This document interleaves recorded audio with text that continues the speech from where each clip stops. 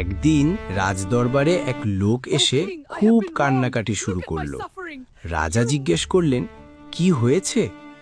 লোকটি বলল, মহারাজ, গোপাল আমার বাগান থেকে রাতে চুরি করে আম খেয়েছে।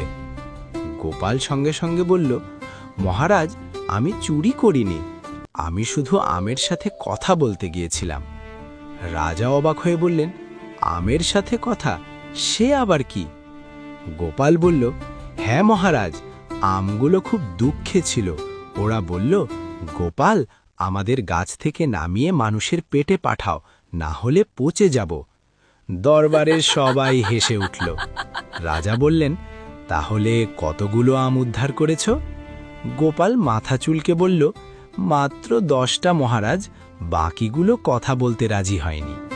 রাজা হেসে বললেন, ঠিক আছে, আজ থেকে আম চুরির নাম হবে আম উদ্ধার অভিযান। আর গোপাল, তোমাকে শাস্তি নয়, এক ঝুড়ি আম পুরস্কার দেওয়া হলো।